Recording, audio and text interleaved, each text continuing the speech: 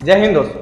आज हम किसी पॉलिटिकल गॉडफादर की बात नहीं करेंगे, बल्कि हम आपको बताने जा रहे हैं एक ऐसे शख्स की कहानी जो तमिलनाडु की राजनीति में परिवर्तन का एक मूल मंत्र फूक रहा है और वो धरातल पर आकार लेता भी दिखाई दे रहा है। और उस आकार का नाम है के अन्नामलई, जिनके कांधे पर सीधे नरेंद्र मोदी ने हाथ रखा। राजनीति में इस प्रकार के संकेत का कुछ न कुछ महत्व होता है, क्योंकि सालों पहले भी इसी तरह का हाथ नरेंद्र मोदी के कांधे पर भी अटल बिहारी वाजपेयी साहब रखते हुए दिखे थे। के अन्नामलई के इस नाम से आज बहुत सारे लोग होंगे जो कि वाकिफ होंगे, लेकिन आज इस वीडियो के अंदर हम के अन्नामलई की रियल लाइफ स्टोरी को शेयर करने जा रहे हैं। आप सभी ने रियल लाइफ सिंघम तो जरूर देखा होगा, लेकिन आज हम आपको रियल लाइफ सिंघम से मिलाने जा रहे हैं। आज के वीडियो में हम जानेंगे कि कैसे एक किसान का बेटा आईपीएस ऑफिसर बना और फिर नेशनल पॉलिटिकल पार्टी का स्टेट प्रेसिडेंट भी। 39 साल के अन्नामलई तमिलनाडु में बीजेपी के स्टेट प्रेसिडेंट है और तमिलनाडु के इतिहास के सबसे यंगेस्ट स्टेट प्रेसिडेंट भी अन्नामलई ही है, जो कि लेफ्ट विंग डोमिनेटेड स्टेट में राइट विंग के मुद्दों पर लाखों लोगों को खींच रहे। एक समय इंडियन पुलिस सर्विस में अपनी सर्विसेज दे चुके के अन्नामलई आज अपनी जिंदगी का ज्यादातर वक्त लोगों की सेवा करने में बिताते हैं, उनके लिए समर्पित हो चुके हैं। एक समय ऐसा था जब तमिलनाडु में बीजेपी की जो प्रेजेंस थी ना, वो ना के बराबर थी, लेकिन तमिलनाडु में आज के टाइम पर गली गली में बच्चा बच्चा भारतीय जनता पार्टी को जानने लगा है। तमिलनाडु में के अन्नामलई और बीजेपी का नाम बहुत बड़ा हो चुका है और ये सब कुछ सिर्फ एक ही व्यक्ति की वजह से हो पाया है और वो है खुद के अन्नामलई।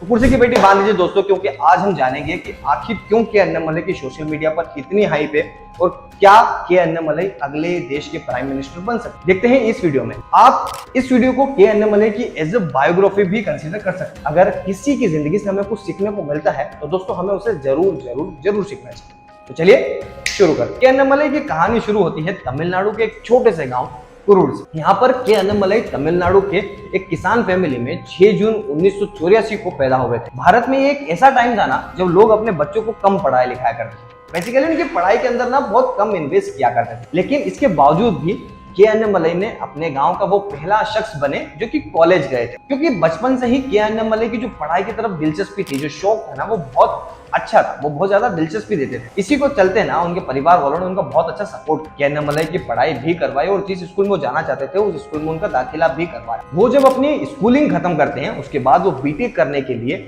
कोयम्बतूर के पीसीएस कॉलेज ऑफ टेक्नोलॉजी चले जाते हैं और यहाँ पर ग्रेजुएशन करने के बाद वो एमबीए करने के लिए आईआईएम कॉलेज ऑफ लखनऊ चले जाते हैं। लेकिन वो जैसे ही लखनऊ पहुंचते हैं वहां पर उनकी लाइफ का मेजर टर्न होता है। उन्हें लाइफ की रियलिटी के बारे में पता चलता है। करने तो वो एमबीए जाते हैं, लेकिन लखनऊ में गरीबी, लाइफ रिलेटेड प्रॉब्लम्स और कई तरह की सोशल प्रॉब्लम्स को देख करके वो बहुत ज्यादा परेशान हो जाते हैं। देखिए, के अन्नामलई का जन्म ना तमिलनाडु में हुआ था और तमिलनाडु पहले से एक डेवलप्ड स्टेट रहा है। यहाँ पर ग्रास रूट लेवल पर गवर्नमेंट की जो पॉलिसीज रहती है ना, उनका फायदा लोगों को मिलता रहा है। और उत्तर प्रदेश जैसे ही वो आते हैं यहाँ पर सब कुछ उल्टा देखने को मिलता है, एकदम जस्ट अपोजिट। उन्हें एक्चुअली में गरीबी क्या होती है, सोशल प्रॉब्लम्स क्या होती है, क्या पॉवर्टी होती है या फिर लाइफ रिलेटेड चैलेंजेस क्या होते हैं, ये सारी चीजें वहां पर जब वो देखते हैं तो उन्हें पता चलता है कि एक्चुअल में लोग कितने मुश्किलों में जी रहे हैं। इसलिए वो आईआईएम में पढ़ाई करते करते बहुत सारे एनजीओ के साथ भी जुड़ जाते हैं और उनके साथ भी ग्रास रूट लेवल पर जाकर के लोगों के लिए काम करना शुरू कर देते हैं। वो तभी इस सिचुएशंस को चेंज करने और सोसाइटी के अंदर कुछ बड़ा करने के बारे में सोच लेते हैं और वहीं से वो डिसाइड कर लेते हैं कि वो अपना जीवन लोगों की सेवा में लगा। इसके बाद उन्होंने उत्तर प्रदेश में bill and Melinda Gates foundation के साथ में हेल्थ एंड सैनिटेशन के प्रोजेक्ट पर भी काम किया। के अन्नामलई भारत को समझने के लिए ना देश भर में यात्रा करते हैं और इंडिया की डाइवर्सिटी और कॉम्प्लेक्शन को समझने की कोशिश करते हैं। देश भर में घूमने के बाद उन्होंने एक अपना फाउंडेशन भी स्टार्ट किया जिसका नाम था वी द लीडर्स, जो कई क्षेत्रों में काम करता है, जैसे कि education, skill development, agricultural, rural development. और इसी अराउंड 2010 के बीच में उन्होंने डिसाइड किया कि उन्हें यूपीपीएससी का एग्जाम भी देना चाहिए और सिविल सर्विसेज भी करनी चाहिए, जो कि वो पहले ही अटेम्प्ट में क्लियर कर लेते हैं। उनकी पहली पोस्टिंग जो होती है वो 2013 में कर्नाटक पुलिस डिपार्टमेंट में होती है और यहाँ से आगे बढ़ते बढ़ते उनकी सेकेंड पोस्टिंग उडुपी में होती है। यहाँ उनकी लाइफ का मेजर टर्न आने वाला है। तो दोस्तों इस वीडियो को आने वाले कुछ मिनट जो हैं वो बहुत ही ज्यादा इंपॉर्टेंट होने वाले हैं, क्योंकि उडुपी की पोस्टिंग के बाद उनके साथ जो हुआ है के अन्नामलई की लाइफ को, वो इंसिडेंट पूरा 360 डिग्री चेंज कर देता है। जब वो गवर्नमेंट सर्विसेज में थे तो वो एक बहुत ही पॉपुलर फिगर बन चुके थे और इतना ज्यादा पॉपुलर कि उनकी ईमानदारी के बारे में लोग अपने बच्चों को कहानियां सुनाया करते थे, उनके बारे में बातें होती थी। उन्होंने लोगों की जिंदगी में फर्क लाने के लिए कई सारे इनिशिएटिव भी शुरू किए, जैसे कि police public school, blood camps, गरीब और जरूरतमंदों लोगों की मदद करना, इन्हीं वजहों से ना लोगों के लिए वो एक रोल मॉडल, एक मेंटोर बन चुके थे। जरूरतमंद लोगों की मदद की वजह से ही जब उनका एक जगह से दूसरे के ऊपर तबादला किया जाता था ना, तो लोग पुलिस स्टेशन को घेर लेते थे, उनके सामने आकर के कहते थे कि भाई के एन हमको हमारे पुलिस स्टेशन में ही चाहिए। जैसा कि हमने सिंघम मूवी के अंदर देखा था, वो उडुपी में उनके पॉजिटिव वर्क के कारण बेंगलोर के सिंघम कहे जाने लगे थे। उन्होंने ना सिर्फ जरूरतमंदों की मदद की थी, बल्कि करप्शन और क्राइम के खिलाफ भी उन्होंने बहुत हद तक एक्शन लिए थे, जैसे कि बलेरी के अंदर इनलीगल माइनिंग पर रोक लगवाई थी, या फिर बेंगलुरु के अंदर एक खतरनाक ड्रग लॉर्ड को अरेस्ट करवा करके उन्हें सजा दिलवाई। एज आईपीएस ऑफिसर उनकी कहानी सिर्फ लॉ एंड ऑर्डर बनाए रखने की नहीं थी, बल्कि उनकी कहानी इंसाफ के लिए खड़े होने की और लोगों की जिंदगी में फर्क लाने की। पुलिस फोर्स में सक्सेसफुल होने के बावजूद भी अन्नामलई की सोसाइटी में बड़ा इम्पैक्ट लाने के चांसेस थे ना, जो बहुत कम नजर आ रहे थे। वहीं पर उनकी लाइफ में एक टर्निंग पॉइंट आता है, जिस टर्निंग पॉइंट के बारे में हमने अभी थोड़ी देर पहले बात की थी, वही टर्निंग पॉइंट जिसकी वजह से के अन्नामलई की लाइफ 360 डिग्री चेंज हो जाती है। होता कुछ यूं है कि उडुपी में एक दिन 10th क्लास की लड़की के साथ रेप करके उसे जला करके मार दिया जाता है। के अन्नामलई को जब ये न्यूज मिलती है तो वो बहुत ज्यादा शॉक हो जाता है। लड़की की बॉडी को जब वो रिट्रीव करने के लिए जाते हैं तो करीब 10,000 से भी ज्यादा गांव वाले उनके ऊपर पत्थर फेंकना शुरू कर देते हैं, और यही इंसिडेंट के अन्नामलई की जिंदगी को बदलने वाला था। के अन्नामलई पुलिस की जॉब में आए ही इसलिए थे क्योंकि वो लोगों की सेवा करना चाहते, बेसिकली सोसाइटी में एक चेंज लाना चाहते थे। लेकिन इस दिन के अन्नामलई को रियलाइज हो जाता है कि वो एज अ पुलिस ऑफिसर वो कभी नहीं कर पाएंगे जो वो एक्चुअल में समाज के लिए करना चाहते हैं। थोड़ा समझने की कोशिश कीजिएगा दोस्त, एक पुलिस ऑफिसर के पास पावर तो रहती है, लेकिन उसके पास बहुत लिमिटेड पावर होती है, और अपने इस लिमिटेड पावर से वो कितना ही चेंज ला सकते। उन्हें लॉ एंड ऑर्डर्स के दायरे में ही खेलना पड़ता है, लेकिन बिगर चेंजेस लाने के लिए आपको कुछ बड़ा बनना पड़ेगा। इसलिए के अन्नामलई ये चीज रियलाइज कर लेते हैं, और उन्हें कहीं न कहीं ड्यू टू सम रीजन ये लगता है वो सिस्टम में रह करके उस लड़की की जान नहीं बचा पाए, और एज अ आईपीएस ऑफिसर वो अपने आप को बहुत ज्यादा हेल्पलेस फील कर रहे होते। इन सब के बाद उन्होंने सिस्टम को बदलने के लिए पॉलिटिक्स ज्वाइन करने का फैसला लेते हैं, क्योंकि बिगर प्रॉब्लम को सॉल्व करने के लिए आपको ज्यादा बड़ा, ज्यादा पावरफुल बनना ही पड़ता है। लेकिन पॉलिटिक्स उनके लिए एक बहुत ही बड़ी बात होती है, एक आउट ऑफ लीग चीज होती है, क्योंकि वो बहुत ही हम्बल बैकग्राउंड से आते हैं, ना ही उनका पॉलिटिक्स से कोई पुराना रिश्ता नाता है, इसलिए वो पॉलिटिक्स को बहुत लंबे समय तक ना अवॉइड करते हैं। लेकिन in order to solve the bigger problem politics को ज्वाइन करने का फैसला ले लेते हैं। लेकिन वो ऐसी किसी पार्टी की तलाश करते हैं जिसकी वैल्यूज और विजन उनके साथ अलाइन करते हैं। इसी के चलते वो बीजेपी को अपनी पार्टी चुनते हैं, और 25 अगस्त 2020 को वो भारतीय जनता पार्टी को ज्वाइन करते हैं। आगे जाकर के उनकी स्टेट प्रेसिडेंट भी बना दिया जाता है, और इसी के साथ में तमिलनाडु में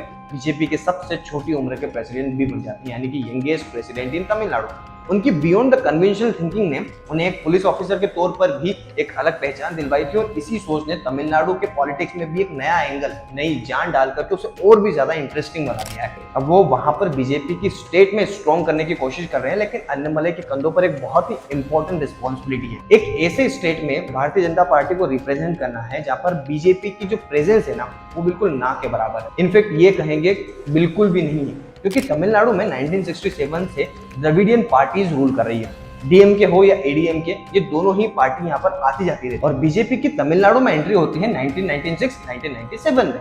अब बीजेपी तमिलनाडु में एंट्री लेट करती है, तो बट ऑब्वियस है कि वहां पर उनकी प्रेजेंस भी कमी होगी। और जब आप एक ऐसी स्टेट पार्टी से लड़ने जाते हैं और उनके ही स्टेट में, तो लड़ना बहुत ज्यादा मुश्किल हो जाता है। तो भारतीय जनता पार्टी के लिए एक ऐसे स्टेट में जाना जहां के लोग तमिलियन आइडेंटिटी को किसी भी पार्टी के ऊपर रखते हैं, वहां पर बीजेपी को एस्टेब्लिशमेंट करना कितना ज्यादा मुश्किल होगा, जरा एक बार आप सोच करके देखिएगा। यहीं पर मेजर रोल प्ले करते हैं के अन्नामलई।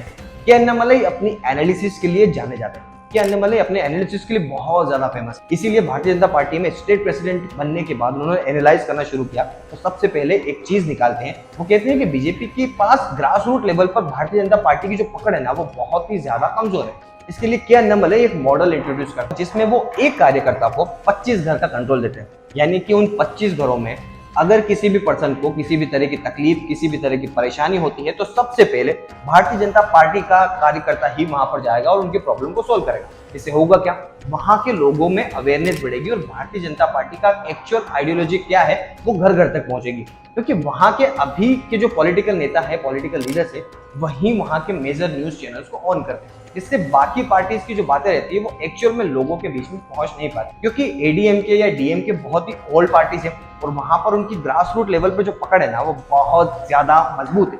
इसलिए कार्यकर्ता का 25 घर पर कंट्रोल, ये बहुत ही ज्यादा जीनियस प्लान था के अन्नामलई का। और भी बहुत सारे काम हैं जिसकी वजह से के अन्नामलई ना बहुत ही शॉर्ट टर्म में बीजेपी के लिए वहां पर एक बहुत ही इंपॉर्टेंट एसेट बन गए हैं। और के अन्नामलई अपनी रिस्पॉन्सिबिलिटी को काफी अच्छे से समझते भी, इसलिए वो काफी अग्रेसिवली वहां पर अभियान चला रहे हैं, तो लोगों से जुड़ने की कोशिश कर रहे हैं, खासतौर पर युवाओं और किसानों के साथ। वो तमिलनाडु के मुद्दों पर भी बात करते हैं, जैसे कि कावेरी पानी विवाद, नीट एग्जाम, भाषा नीति। इसी के साथ साथ डीएम के सरकार पर आरोप भी लगाते हैं कि उन्हें भ्रष्टाचार और डायनेस्टिक पॉलिटिक्स और माइनॉरिटी को एज वोट बैंक यूज करने का दोषी ठहराते हैं। के अन्नामलई के बारे में उनकी खास बात यह है कि वो बहुत ज्यादा यंग है, बहुत ज्यादा इंटेलिजेंट है। इसी वजह से वहाँ की जो यंग जनता है, जो यूथ है तमिलनाडु का, वो उनके साथ बहुत ज्यादा रिलेट कर पाता है। और के अन्नामलई की सेकेंड बात, जो कि मैंने आपको बताया था कि वो अपने जीवन को लोगों की सेवा में समर्पित करना चाहते हैं, और ये चीज उनके भाषणों में जब आप सुनेंगे तो आपको साफ साफ दिखाई भी देती है। अपनी इसी जर्नी में अन्नामलई खास तौर पर युवाओं के लिए एक उम्मीद, एक इंस्पिरेशन बन गए हैं। अन्नामलई सिर्फ तमिलनाडु में नहीं बल्कि पूरे देश के अंदर एक बहुत बड़ा नाम बन चुके हैं, बहुत बड़ा चेहरा बन चुके हैं, और वो भी बहुत कम समय में इतना बड़ा नाम बन चुके हैं। आपके हिसाब से एक नेता के अंदर क्या क्या क्वालिटीज होनी चाहिए, और अगली केस स्टडी आप कौन से नेता, कौन से पर्सन पर, कौन से बिजनेस पर देखना चाहते हैं, आप हमें कमेंट सेक्शन में करके जरूर बता सकते हैं। अगर आपको हमारी ये वीडियो पसंद आई तो आप हमारी ये वीडियो भी जरूर देखिएगा, क्योंकि इस वीडियो के अंदर हमने बीजेपी की 2 सीट से लेकर के पूर्ण बहुमत तक के सफर को पूरा डिटेल्ड एक्सप्लेन किया है। अगर आपको इस वीडियो से वैल्यू मिलती है, कुछ सीखने को मिलता है, तो अपने दोस्तों के साथ, अपने फैमिली मेंबर के साथ शेयर जरूर कीजिएगा।